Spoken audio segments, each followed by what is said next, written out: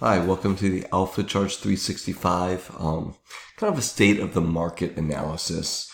Before we get started, a little disclaimer, this is not a recommendation to buy, sell, or hold any stock or security. This is for informational purposes only. Alright, so we're going to go over some of the indices, some breadth, risk on, risk off studies, sector analysis, and maybe even some subsectors. Alright, so let's get started. First off, the SPX. So on the SPX, looking at a daily chart of some candlesticks, we see a beautiful consolidation period, and then we saw a breakout right here on October 28th, and it basically just went straight up from there. Wonderful. Ran right into the 1.618 Fibonacci extension from the entire consolidation period. That may be a logical place for it to take a pause, maybe retrace, fill a gap or something of that nature, or move sideways and let these moving averages, which are a little extended now, just kind of catch up. So I would expect this market to probably pull back a little bit, chop sideways, but all within the context of an uptrend. So again, time frame matters, right? Time frame matters. But within the context of an uptrend, some sideways chop, some sideways consolidation, and then getting ready for that next move higher, which 33.5 is a reasonable target. If this one mattered, then there's a good chance that this one will also matter. Moving on to the Qs, you're going to see almost exactly the same thing. We saw this beautiful consolidation. We saw run up right into the 1.618 extension, and now we're going to start to see some pullback chop, maybe a gap fill or something of that nature. Let these moving averages catch up, and then within the context of an uptrend, the expectation would be this will move higher.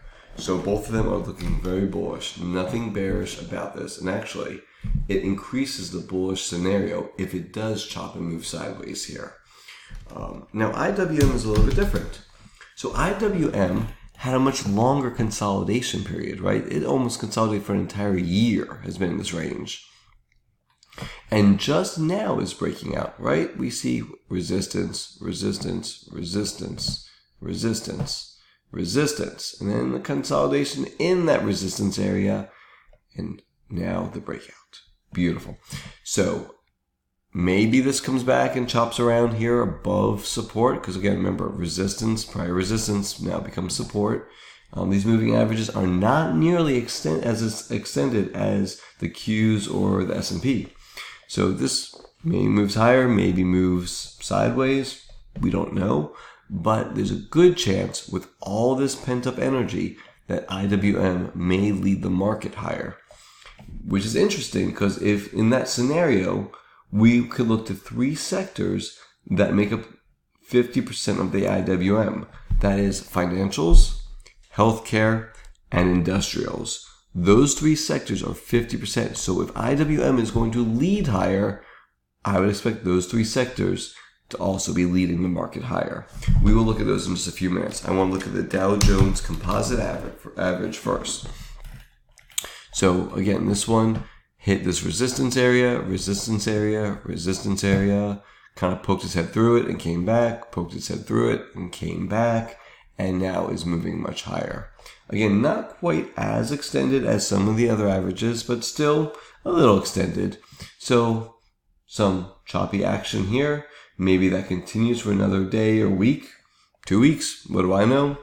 And but the expectation is, again, above this prior resistance, which should now be support, moving averages all moving higher in all time frames, multiple time frames at least. Expectation is that this will continue to move higher. Now, the Dow Jones composite average is made up of three Dow Jones averages. It's the industrial, the transportation, and the utility. So it's also a pretty good measure of breadth. And what we see here is this is breaking out and moving higher, which is pretty good. So speaking of breadth, I do like to look at the percentage of stocks above the 50-day moving average, which is this study right here. And what I look for here is extremes. And what I'm seeing is we're above 50, which is good. It's healthy for a bull market, but we're not in extremes. That means that this bull market can move higher, much higher. It's when we get into extremes is when I look for potential pullbacks or time to maybe take some risk off. I'm not seeing that right now. Now, if we also look at the percentage above the 200-day moving average, same thing. I am not seeing any extremes. I'm seeing healthy markets above the 50 line. Nice little uptrend, but no extremes at all. So to me, breadth is healthy, but is not overdone yet, not my opinion. Looking at a risk on risk off study, I like to look at S&Ps versus TLT. So we're talking about S&P versus government bonds. And I'm going to do a line chart here because I think it shows it better. And here we go. So we saw in this ratio chart, we see a nice big run up, S&P by far outperforming the TLT. Now, October 2018, so the last year and a half, we've seen actually the TLT outperforming S&P. The trend is down, right? I see a downtrend here. This line's pretty obvious. Well, now what are we seeing? We are seeing a nice little breakout right here of this line, a retest, and a move higher. This may just have been one nice little consolidation area, and the bull market is just now beginning. That's what this may indicate to me. And it kind of goes with the thesis that IWM is just breaking out too. And that's a risk on, maybe a measure of risk appetite, we'll call it that. And if IWM is leading the market higher, that would say risk on to me. The next thing we look at is the put call ratio. Again, this is kind of a measure of how fearful people are in the market. Looking for extremes, right? It's what we're looking for, extremes. You see, most of the time, we're not hitting these extremes. I'm using 0.5 and 1.5 as severe, significant extremes. But right in the middle, we're at 0.75. No big deal, in my opinion, for the put call. We've been in there all the time. Like, we're here all the time in this area. That does not mean that people are fearful. It also doesn't mean that they're too exuberant, right? I think the market has people guessing a lot, even though, in my opinion, we're in a pretty strong uptrend right now. But as of right now, no extremes. It means that it's still a risk-on environment. All right, so let's go ahead and look at some sectors. Now, we talked about the IWM and the three main sectors that make up 50% of the IWM, and that would be XLF, which is this right here, which is the financials, right? And going to a weekly chart that will show this so much better. Okay, so here's the weekly chart of the IWM. Look in here. Okay, perfect. So this was 2007 right here, right? 2007, we bumped it, we came back, we bumped it again, and then the 2008 problems all started, right? So there we go, 2007, 2008, big decline. Now, that was 12 years ago, 13 years ago. We have tried to come back and have been battling back since. And we got back up there in 2018, and we had another decline. But not nearly as bad as this decline, obviously. It ended in December. And now we've been coming back up, and we're about to hit that same area again. That $30.50, $31, somewhere around there, right? So what do I think is going to happen? What is a possibility of happening? I see this potentially acting as resistance over the next couple weeks, right? Pull back. Another higher low, right? Higher low, higher low, higher low, right? Love to see another higher low here and then a breakout. And that would make this financial sector very strong. This prior resistance would then become support, and financials then could lead the market higher. And being 17% of the small caps, IWM, that would also bode well for IWM leading the market higher. So that is one sector that I'm really watching, and I already have a couple positions ready for that to happen in IYG. Now, IYG is the financial services ETF. And so this is your big boys. This is your JP Morgan, your Citi, Bank of America, American Express, Wells Fargo. It's the big boys. And look what happened already here. Same thing in 2007, right? Same thing as XLF, declined, came back. But looky here. It already broke out. Right? So, with that being said, going back to a weekly chart, we're at all-time highs. So if the big boys are breaking out, they're going to take along with them for the ride the whole XLF sector, and probably IWM is going to be leading the market higher in this scenario if this continues.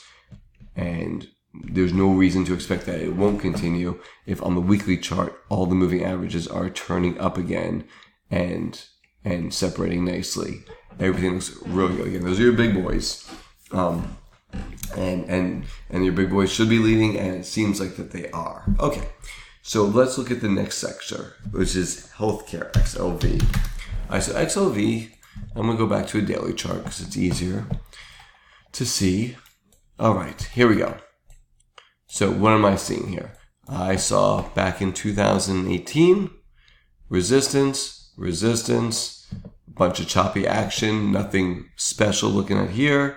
And then boom, straight slice through that resistance, straight through.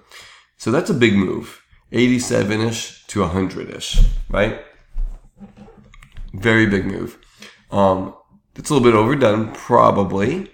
So what do we expect?